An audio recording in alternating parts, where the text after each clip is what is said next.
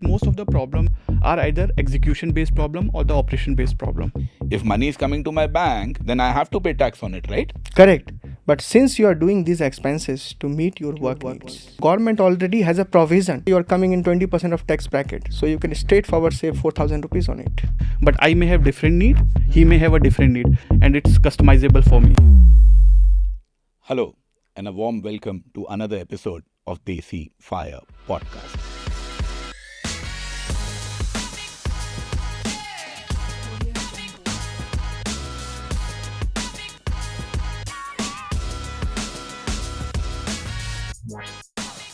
On this channel, we talk about financial independence and early retirement. But there are two things that no one can save you from. One of them is death, and the other one is taxes. Today, I have two young entrepreneurs with me, Manas and Dev, who cannot prevent death and who cannot prevent taxes, but they can help you save a little bit of them. So, welcome Manas, welcome Dev, welcome to the show. Thanks, Edda sir. Thank you, Handa, for inviting us. Glad to be here. So, my first question to you would be, both of you come from an engineering background. How did you decide to get into this boring traditional space of taxes? So basically, the taxation, if you see, is basically most of the problem. I will not just say specifically taxation, but most of the problem in world which we face, at least in India, are either execution based problem or the operation based problem. And taxation is one of the problem which was people think it is an operation driven kind of thing. But what I think it is, as let's say I have spent a lot of time into technology, building product. If you have a certain set of rule and it's a data crunching and you have to just figure it out whether those data are bringing out and how can you optimize those data. If you just see in those perspective, I would say it's not a, let's say, a financial problem to have, but it's a certain set of rule. You have to create a rule engine, and based on that you have to create a product. And of course it gets lot of user persona. You have to map those user persona.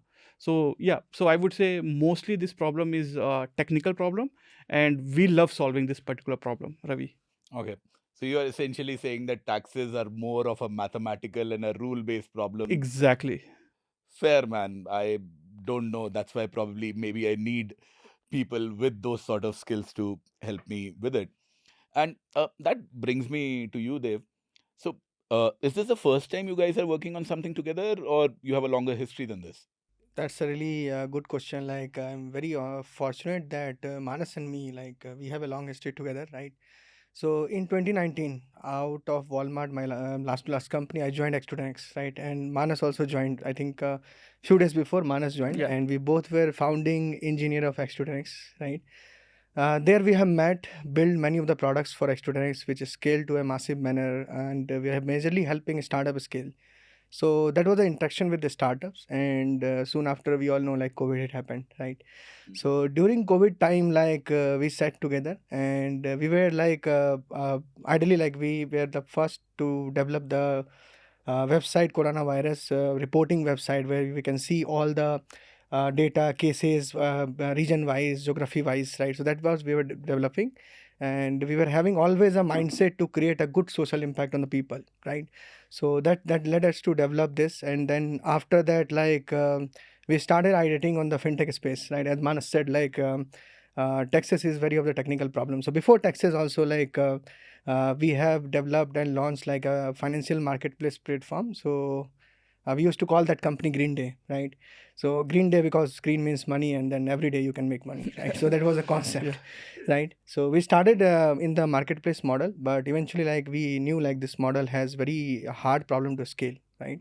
So after a lot of pivots, right, building the initial team, pivoting, right, focusing on major on execution, feedbacks, we have landed to the idea of Prosper, which eventually helps you with the taxes as an individual. Understood. Actually, when I looked at your profile, I did see Green Day on it. And I don't know, maybe young guys will not remember. Green Day used to be one of the Yeah. great bands at one point of time, at least when I was in college, which, well, was 20 years ago. So, you started Prosper in 2022. Right. And I believe Manas was telling me that you guys raised funding in end of 23 December 23. December 2023. So must have been, how much did you raise? So 1.5 million in pre-seed. $1.5 million in pre-seed. Yeah. And are you guys planning to raise more? Of course, since the problem statement is larger, and this particular problem is not just restricted to India, it's a global problem to solve. And of course, once you are solving the problem by a product, it's an expensive business to be. So of course, it required a capital, but of course the capital should justify the ROI, unlike just burning those money and you are not getting something out. So yeah, we are very cautious about how we've burned money, but yeah, definitely we need to raise capital to build something of massive scale, and it may be sustainable for the longer time. Fair. See, I come from an edtech background. Utilization of money is not something that me or anyone in the edtech industry understands. So it's I'm very happy to see and very happy to hear that there are people who even with $1.5 million of funding are conscious about the fact that we need to get ROI on every rupee. That is a very good sign. So that's the funding bit. Money is in the bank. You have been working for it over 2-3 years now. Can you tell me a little bit more about what exactly does your company, Prosper.io, I believe is Yes. called? What exactly does it do? So we started always like when we started Prosper, we had a vision to impact the individual salaried people, right? Which is like a middle class, which I belong. Individual salaried people are being impacted by the government of India as well. Yes, very fair. So, are you just impacting them or are you helping them? So we are impacting in a very positive manner, right? Oh. So we are impacting in the sense like, so you should get more money in the pocket. That's what we need, right? And how we do is like we help employees, salaried people save taxes on a very larger scale, right? So what we do is like we provide the allowances suit, right, to the individual employees, right, which is constituting of your 25 to 30% of your salary up to that. And we make sure like whatever expenses you are doing to meet that to do the daily work in office for the work purpose, right, those expenses are becoming non-taxable as per the government laws, right? So we our product is majorly focused towards helping you save taxes on spends you do to make the work needs, right? So that is what we are right now building, and it helps employer in a very much positive sentiment. So can you give me an example that suppose I am an employee, I have a salary of 8 lakh rupees. Uh, how can someone like that save money? The benefits that you're talking about, I'm sure most of the young listeners would not even know what benefits exist. So can you give me an example of some benefit that exists that the young employees can use? Very fair, very fair. So when I will tell you one small thing, like when I was in Walmart, my first company, so I used to get this FBP allowances, and how it works is like, let's say like Sorry, what allowances? Flexi Benefit allowances, right? This allowances, right? So I'll help you understand what it is. Like let's say like as you said, like salary is 8 lakh per annum, right? Which constitutes like near to like 70K per month, right? So what used to happen in traditional market is like basic pay 50%, then HRA, and then a special allowance, right? So we convert these special allowance, let's say like 20 to 30,000 in your case, right, near to that, to a bucket of allowances which consist of 13 14 category of allowances, let's say like meal, and then petrol, conveyance, right, your communication, right, phone, internet use, right, all those things, right? And whenever you do any kind of expenses, right, we help them, you claim those expenses through our application, and help employer also auto verify the expenses, right? So that what happens like then your 20 to 30,000 become non-taxable in your salary. How come that money is coming to me? If money is coming to my bank, then I have to pay tax on it, right? Correct. But since you are doing these expenses to meet your work needs, right? Let's say you use phone for the work purpose, you use internet for the work purpose, right? You use food in office, right? Utilize food in office, right? So all these are office related needs. So government already has a provision where you can save tax. Let's say you're spending 20,000 per month, right, on these kind of things. So you can state, let's say you're coming in 20% of tax bracket. So you can straightforward save 4,000 rupees on it. That's brilliant. I actually did not know that, so many of my expenses could be cut down. I might have saved some on taxes, but unfortunately, I have no income anymore, and that's why no taxes anymore. But I'm sure a lot of our listeners would have these. So you mean to say that if I am eating food in office and if I can give a bill of that amount, that gets reduced from my taxable income. Correct. That's what the provision is, and that's what we are helping people with, right? Not just with food, but also with other expenses. Other expenses, but that's brilliant to see. If I can bring down my taxable income, then I'm saving tax on that, which in 20% or 30% brackets can be a Game changer for any saving. very significant amount. So this, I assume, Manas, you were telling me that you have some big clients who are implementing this for their employees. Can you give us an example of some client So and so how they let's are implementing? yeah. So we have, let's say, few unicorns. One of the unicorns is Live-Space, where we are impacting life of 5,500 people, and these people start from, let's say, a CR of salary to a bottom of, let's say, 5 lakh, 6 lakh, or 7 lakh rupees of salary, and this is all done, let's say, by our app, okay, which we give to employee. Of course, we need to onboard businesses first, and this particular app, whatever the expense which they do, they record those expense in one form or other form, okay, and we integrate directly with their payroll, and this all thing, whatever the expense which they do in that particular month, that become as a non-taxable, okay, and this is how what the TDS which was going on those let's say income, okay, now it is becoming let's say increase in hand. And what we have seen to, let's say, our 11,000 employees who are aggressively using our let's say monthly user is 11,000, correct, as of today. So we are seeing an increment of, let's say, 5 to 8% in their monthly in hand, okay, and this is without even increasing any cent of CTC by company. So this is one thing which we can see, we can make a larger impact to the saving of the employees, and the employee wellness is something which we are very, very aggressively on. This sounds interesting. So let's say if there is a big company and which has a large number of employees. So you would be working with Live Space or some other clients. They would have thousands of employees. Yeah. The iteration is, let's say, 500 employees. 200, let's say, for the larger company, let's say 5% of the employees churns every month. It's very difficult to manage by a human being, correct? So they need a product. They need a product which integrate with their existing solution, and this is where Prosper FBP product comes in. FBP being Flexi Benefit Plan. Acha, Flexi Benefit Plan. So for those of you who might not know the jargons involved, so one of the things he mentioned was a unicorn company. A unicorn company is a startup that has raised money from the markets and now has $1 billion valuation. So this is really, really big companies that we are talking about, which are using Prosper products. And so he talked about an app and it is there. I believe, Dave, you handle the technical aspects of Right. the company. So can you tell us a little bit more about how does this app work, or as an employee, what do I need to do? My company, the boss has implemented that, okay, we are implementing Prosper. Now, as an employee, how do I actually use these benefits? So can you tell us a little bit more about your app? Correct. So the process of like claiming your expenses for the flexi allowances, right? It's very, very simple. Like you just open the app, select the category, and do the payment, upload invoice, right? That's it. Category as in? Category instance like food, internet, meal, and then your fuel allowances, right? A lot of allowances are there, right? So you just select like which allowances you want to claim, right? And then you proceed with the payment and upload invoice flow, right? Once you do this journey, like 3-step process, just select and then upload invoice or do the payment, right? And the moment you do this, like we have received your invoice. Now it's very, very simple at the employee end, right? We wanted to make it very, very simple for the employees to claim. And as per traditional methods, like you need to submit the bills in a month or a quarter or year, right? So but we have this in real time manner.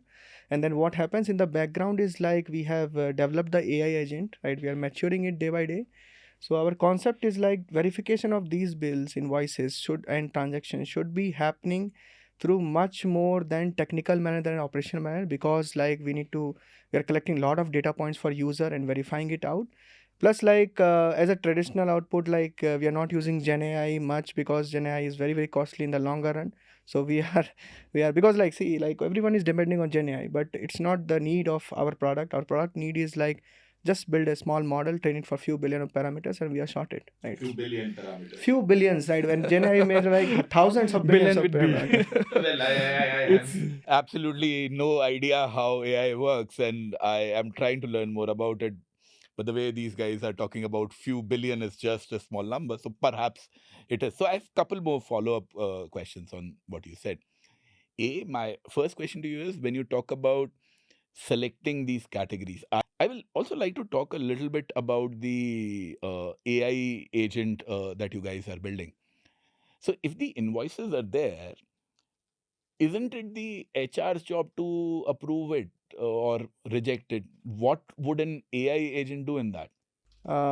So for to answer this very beautifully, like I will ask you another question, right? Let's say you are a HR person, and on every month, let's say 20 to 20 to 30, between that, right, of the month, you get a lot of invoices from the employees, 10,000s. right? Thousands of employees. What will you be feeling? How will you verify it? It is impossible to verify by human. It's impossible, right? Second thing is, like, even if you verify, right, just between me and you, right, how much cautious you will be with every bill. What if it is edited by people? What if it is not having the right valid GST number? What if it is handwritten, not handwritten? What if law changes, compliances changes, right? So doing all these things by human, right, is used to be the old traditional platform. Now the platform is changing, world is changing, and everyone needs to be on the same pace with the technology and platform. So that is where the AI comes in picture, because we can record multiple parameters, geolocation and all, right? And verify the authenticity of this, so that there is no compliance issue coming to the employee side in future, because everyone want to be in check, and so we are also, right? So we are going a step ahead. Let's say we also want to know whether this transaction has taken place or not. And we use different parameters. Let's take an example. Suppose you give me a bill of some petrol pump which is located in Indranagar. But were you present there? Let's say. So if we How will you verify that? So if you were present there, you might be carrying your mobile, correct?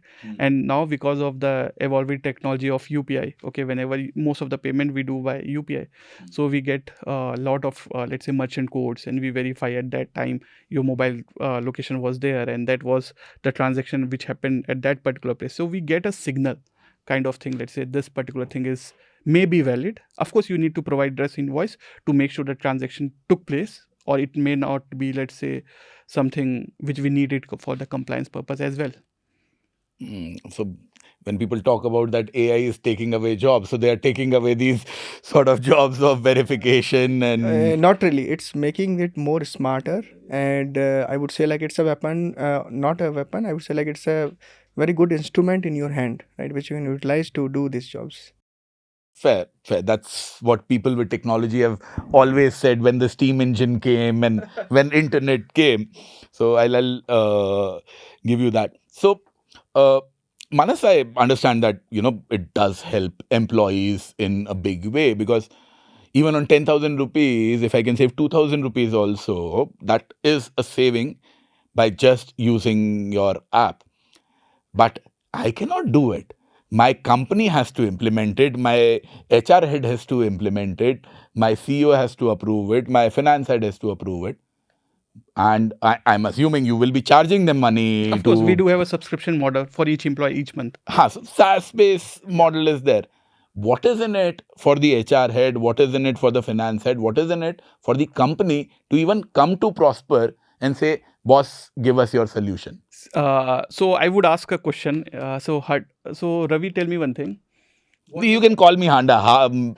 My wife calls me Handa. So that's fine. So Handa, tell me one thing. You already run a company. You were or let's say a major part of, let's say, an academy. Let's say you were a director position at an academy, correct? What was the major challenge which you might have faced? Plenty of things, but building a team remains the biggest challenge. And after building a team, retaining them became a huge challenge, at least over in the COVID years when salaries were bumping up. Correct. So now the thing about what I feel, let's say the first thing which I personally feel in any organization, the CFO works on a principle, I have to limit my budget.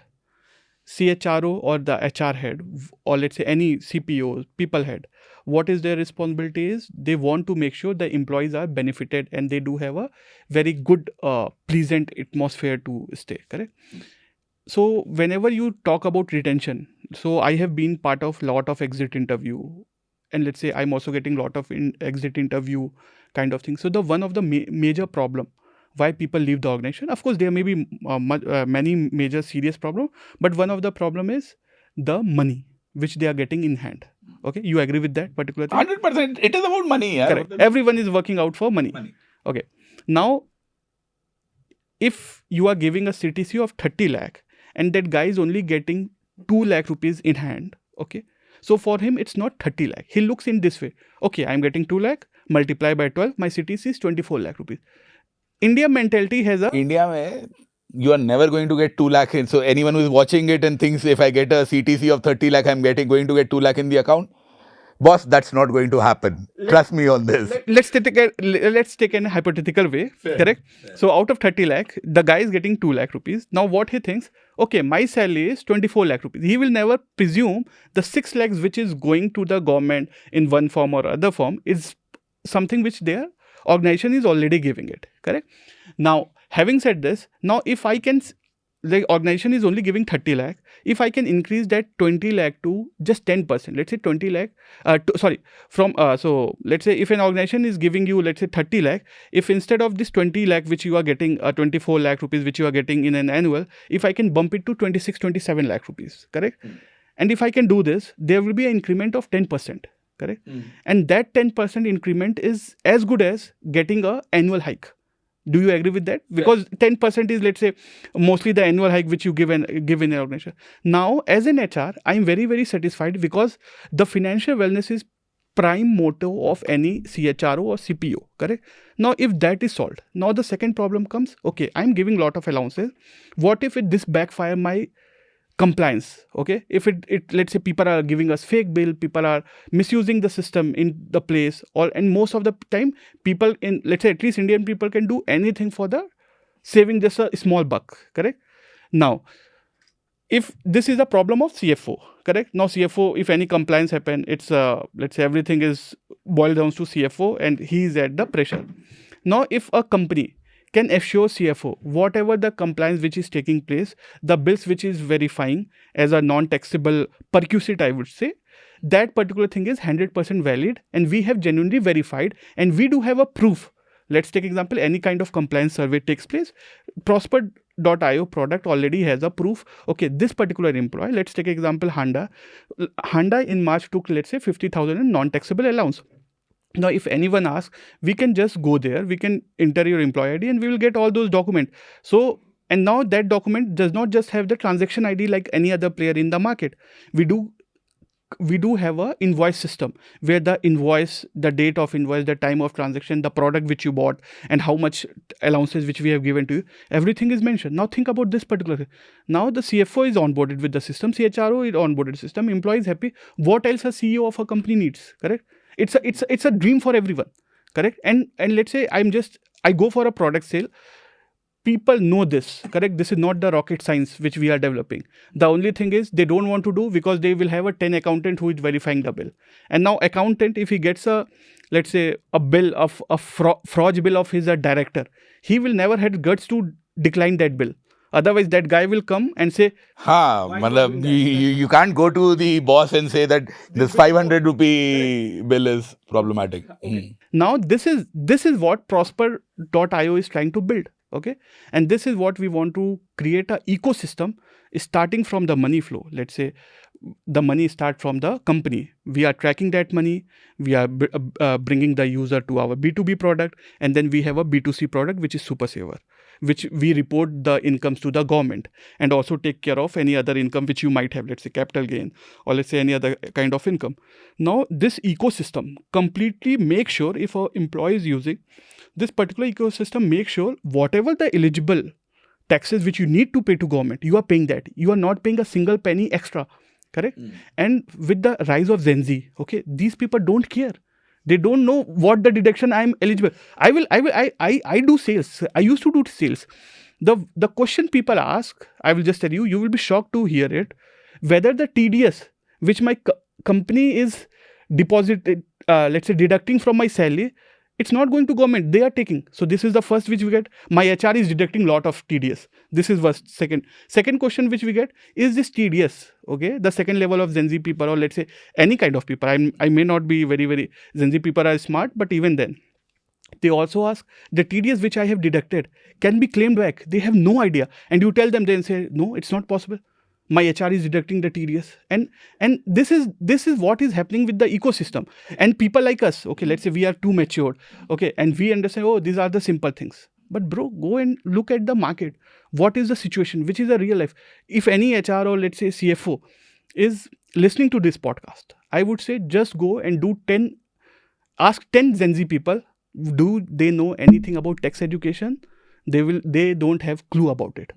My thing is, it's our responsibility as a CHRO, CFO to make such a system or to bring such product into the company which not just take care of let's say financial wellness, but also educate them, so that they can, instead of putting the money in SIP and thinking this will go, the best thing is to save money is let not money leak. Correct? If you are able to do that, it's already double from the day one. And I'll back here the Gen Z, right? Because see, Gen Z doesn't need to know, because companies like we exist, right? We are here to solve your problem, right? So they should not know, right? It's okay to not know.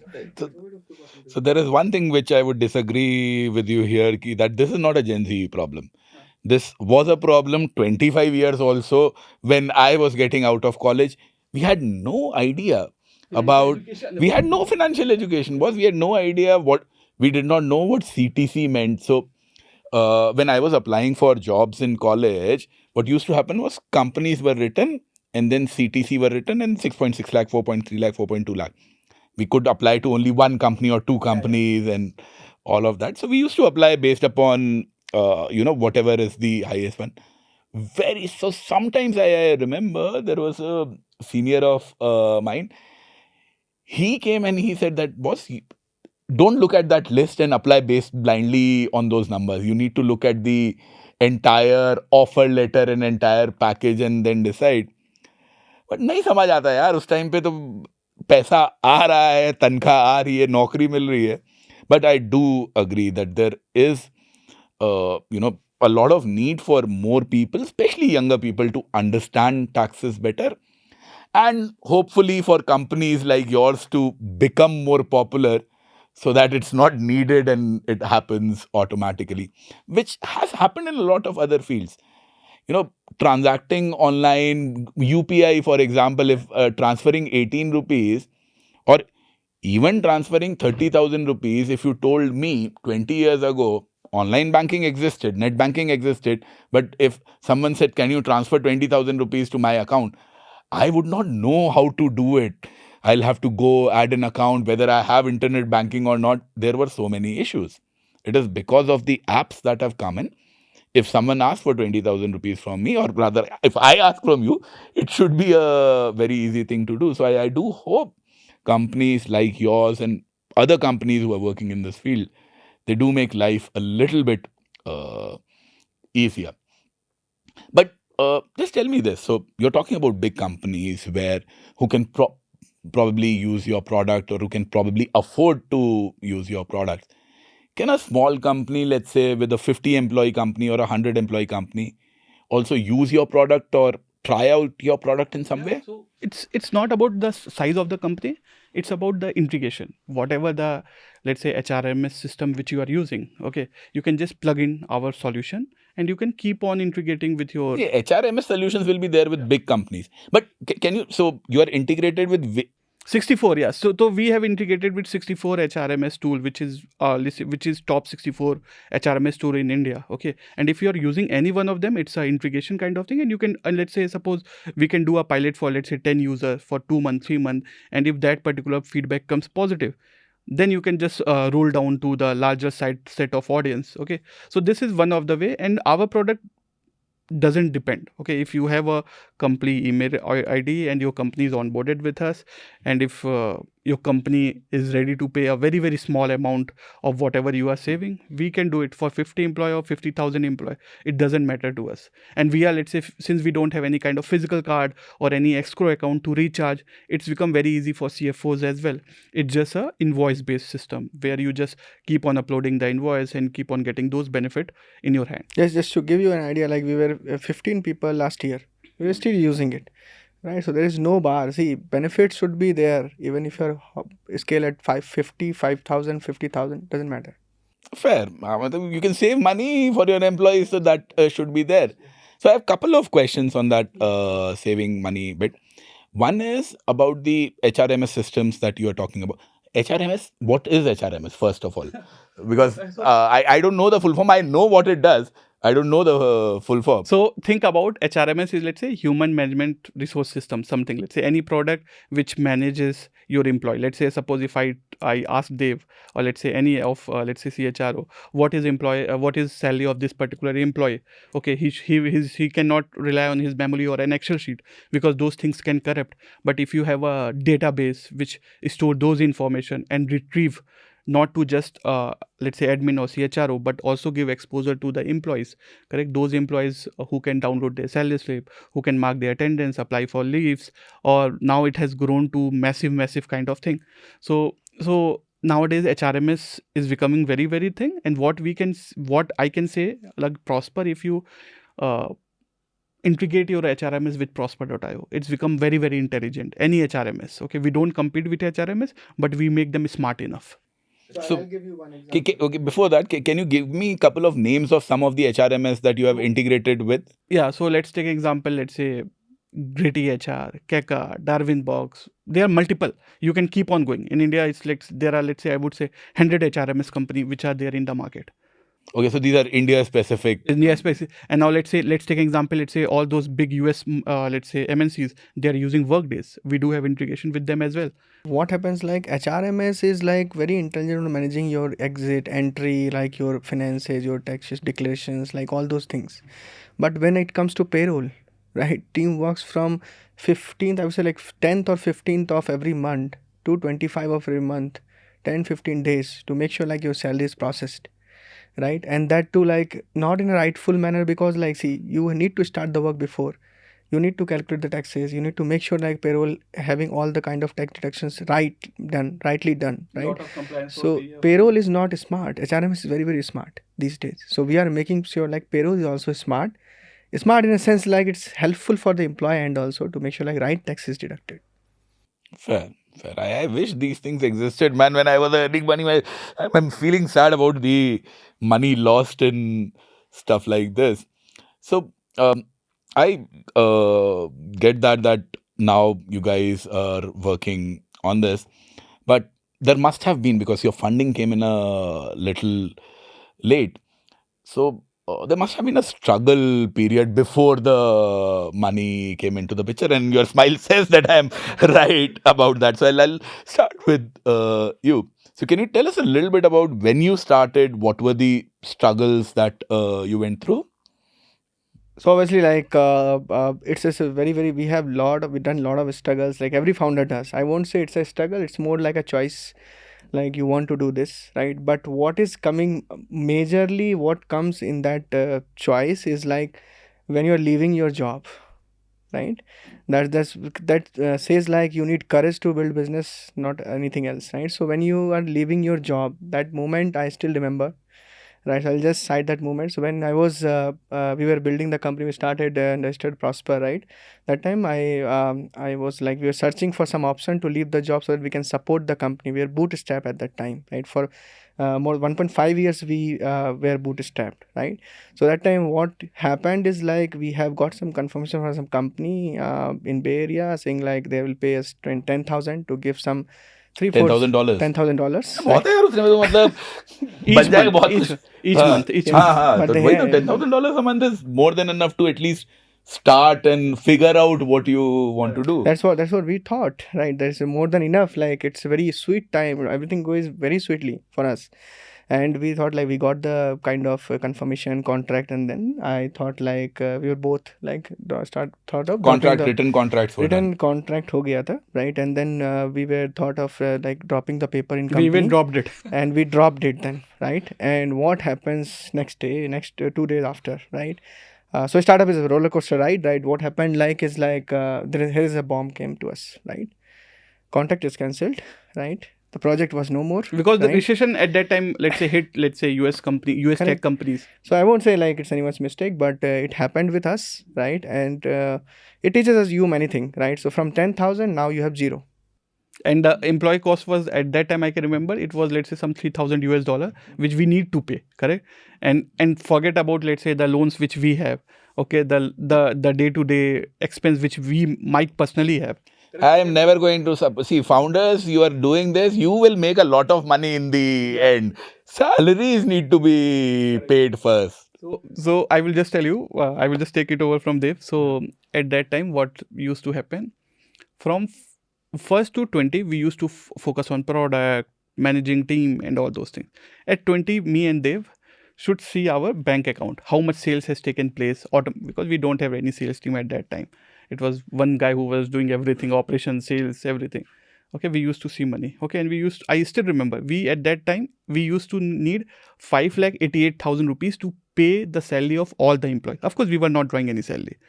Now, on 28th, we used to see that what is money which we have, can we run the payroll. On 21st, this was, let's say, it was unspoken rule. We used to go to LinkedIn. I can just call it out.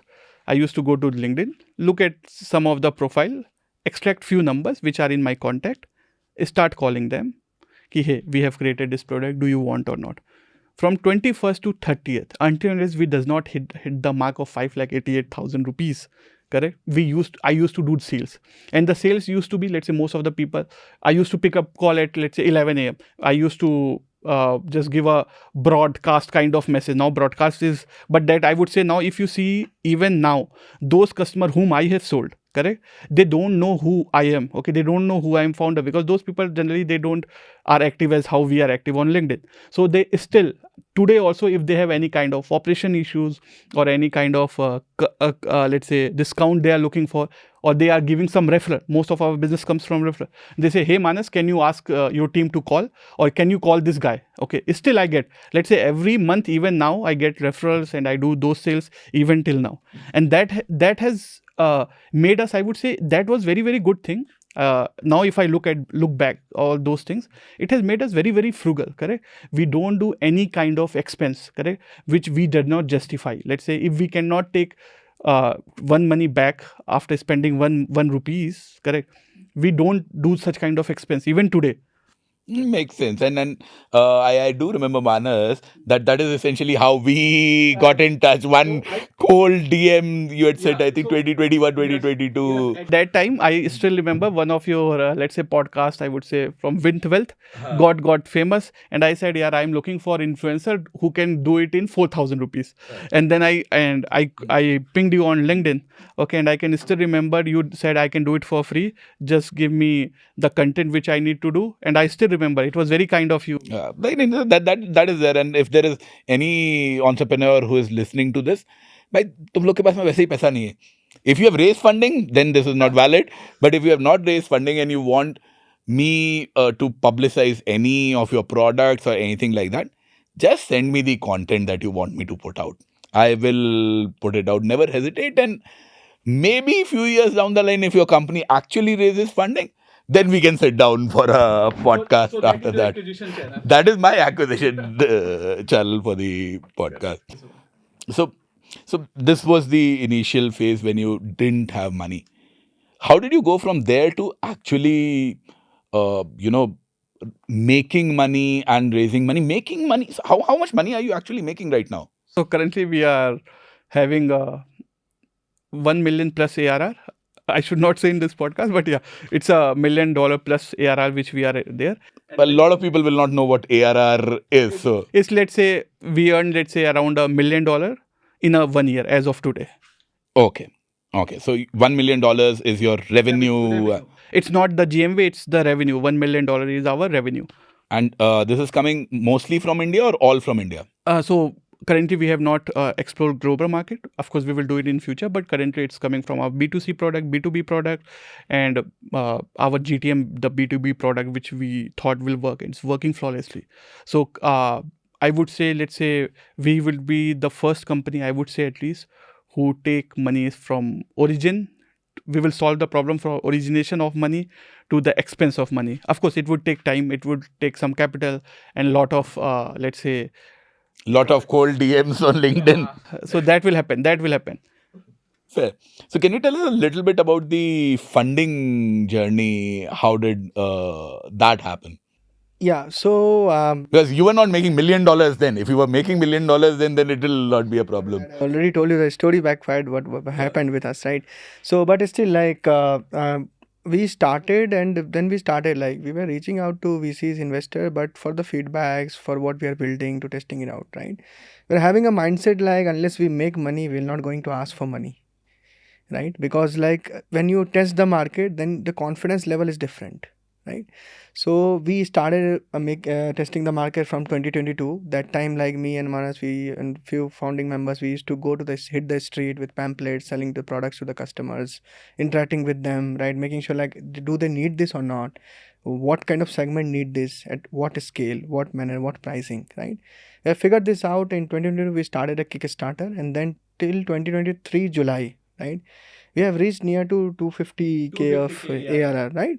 And then that time, like from in June itself, like we had the conviction, like now the time is there to raise the money, because now we need like good engineers, good people to come the company, build the product for the future, and then scale this, right, majorly. So then like Manas, I want you to pitch in here like how we met the first lead investor. Let's say we both are from engineering background. Whenever we used to pitch a VC, so you do it from the product and let's say engineering background. How can you solve the financial kind of? That was, to be really honest, when I decided to sit down for this, I decided to sit down with you. I was under the impression that Dave would be the finance guy or the tech guy, but then I looked at his profile. It's a very similar sort of a background. At least on paper, you have worked at similar companies as well. So I was also wondering about it. That's why my first question was, how did you guys get into taxation as well? Sorry, please go on. So yeah, so I would again recall those things. So most of the VCs should not even consider like if you are serious. They used to think this would be, let's say, some boutique business kind of thing which you are trying to run, correct, at that time. Okay, but once we saw the July number, as which Dave said, okay, we were so glad internally, I would say me and Dave, we were, let's say, we have secured a runway for next 3 to 4 months, and it was very big at those times. Okay, after that, I started to reach few VCs, we got few term sheet, we got few conviction in the market. This has happened in this particular, let's say, I would say, let's say, Credit Karma has been one of the company which I see invest, which we can become, correct? Of course, they have a different GTM. We may have a different GTM strategy, acquisition channel, correct? So suppose that we got few term sheet. Of course, some was, let's say, some $500,000. It was pre-seed. Pre-seed usually, let's say, 400, 500k kind of thing. We also got few term sheet which was not honored by the VCs because the VC market was crashing at that time. ऐसा भी होता है क्या? नहीं, but term sheet है, so it's written, it's contract. Why people like us will go and fight with them? We don't want to spoil our career. So starting from warm to warm, like kind of confirmation to term sheet, we have saw all kind of rejections. Correct. So we have seen all the journey. Let's say starting from not getting the meeting. Let's say we don't have any kind of like major network. Let's say, so we generally used to do a lot of cold. Some of them we used to get into a meeting. Some of them went through. Okay, we also got. So during this particular time, I used to do a lot of cold emails, and I can remember, let's say, one of the cold email was responded by, let's say, our lead investor Gokul Rajaram, who is considered as veteran.